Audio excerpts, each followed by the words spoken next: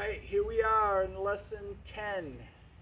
This one is called trains. We just finished lesson 9, squeeze, where we're getting into smaller spaces and moving around, where you can start out with one person squeezing into a circle, and then 2 and 3 and 4, and if you have a big enough circle you can even get a whole class. Like for me it might be 15 kids inside a really big circle, whether you do a chalk or you do a rope, but something for them to go into. So from that lesson we're going to do trains. Now this is a partner exercise. So now instead of you just worrying about yourself and not running into friends, you and a partner who are trains, and we usually also use this as a demonstration of leadership, like engines and cabooses, where we have a leader and a follower. And I found the best way to do trains, you can have kids hold hands, but especially for preschool, that doesn't work too good. I found that ropes work really good. Whoever has the loop end of the rope is the engine. Whoever has the knot end is the caboose. So you have a leader and a follower. Now one of the really hard parts about this is you have train stations, whereas before we had just circles for them to squeeze into. Now we have a train station. So like right now with the dots, I would have me and a partner.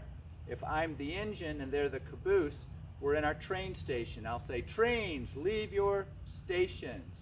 And so they're holding on and they're walking, or they can be a walking train, a horse train, a bird train. You can be just real silly with it, but have them move around, marching train.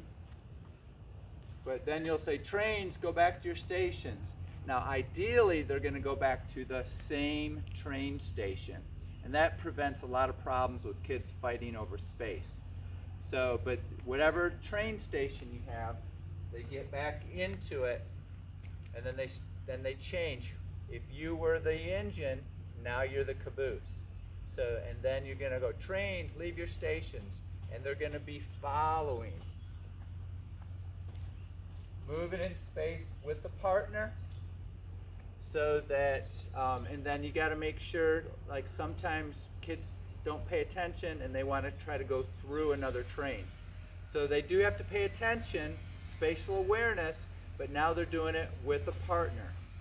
So trains, you can use a rope, they can hold hands.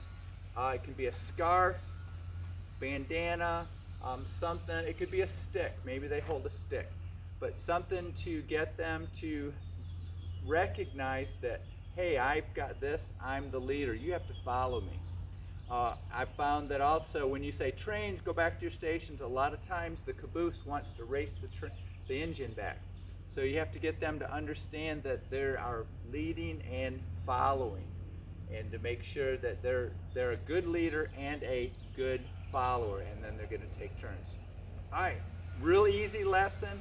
It can be fun. You can even actually, at the end of it, do some type of object manipulation where they all get to do something with their ropes or their stick or whatever you have them holding. Trains, there you go. Have fun.